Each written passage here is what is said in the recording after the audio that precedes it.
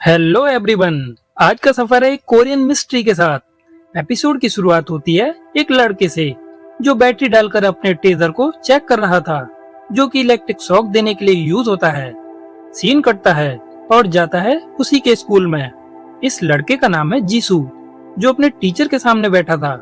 Teacher उसको बधाई देता है क्योंकि हमेशा की तरह वो अपनी क्लास में सबसे ज्यादा नंबर लाया था। लेकिन टीचर उससे खुश नहीं, क्योंकि ना तो उसकी कोई कंप्लेन है और ना ही वो स्कूल की किसी एक्टिविटी में हिस्सा लेता था। टीचर उससे कहता है, अरे मौज मस्ती भी क्या करो, ये क्या लाइफ है।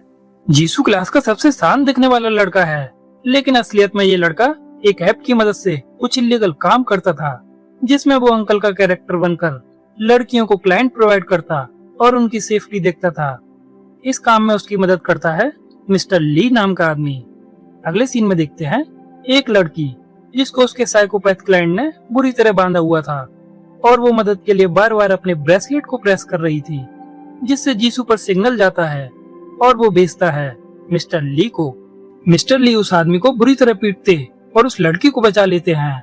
लड़कियां इस काम के लिए मिस्टर ली को पैसे देती थी और मिस्टर ली कुछ पैसे अंकल यानी जीसू के खुफिया लॉकर में रख देते। जीसू को कोई नहीं जानता कि वो एक हाई स्कूल का स्टूडेंट है और ये काम ऐसे ही चलता था।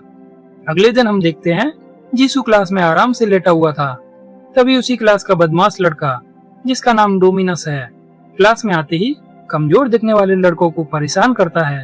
लेकिन जीसू का ध्यान तो उसकी ही क्लासमेट यूरी पर था, क्योंकि वो दिल ही दिल में उसको पसंद करता है। यूरी एक बिंदास और एक्टिव लड़की है। तभी टीचर उसको ऑफिस में बुलाते हैं, क्योंकि उसने रिपोर्ट कार्ड पर अपने पिता के सिग्नेचर खुद ही कर दिए थे। वो अपने पिता को पसंद नहीं करता। टीचर सजा के तौर पर उसको अपने सोशल इशू क्लब को ज्वाइन करने के लिए बोलते हैं, पर जीसू मना कर देता है। अचानक रूम में एंट्री होती है यूरी की, जो टीचर से मिलने आई थी। यूरी भी उस क्लब का हिस्सा होती है और टीचर जीसू को उसका असिस्टेंट बना देते हैं। जीसू यूरी को देखकर उसके सामने कुछ नहीं बोल पाता और हाँ कर देता है। आगे हम देखते हैं उसी लड़की को जिसको मिस्टर ली ने बचाया था। वो अपने दोस्तों को सारी बात बताती है और कमाए हुए पैसे दिखाती है। ये सब देखकर जीसू की ही एक क्लासमेट इस काम को वीकेंड पर करने की सोचती है। उधर यूरी जीसू को सोशल क्लब के काम के लिए वीकेंड पर मिलने को बुलाती है और वो हाँ कर देता है। इसीलिए उसने मिस्टर ली को वीकेंड पर कोई भी काम लेने से मना कर दिया था। अगले दिन जीसू कॉफी शॉप के बाहर इंतजार कर रहा था, जहाँ यूरी आने वाली है। वो काफी नर्वस है, क्योंकि वह पहले कभी कॉफी शॉप में नहीं गया।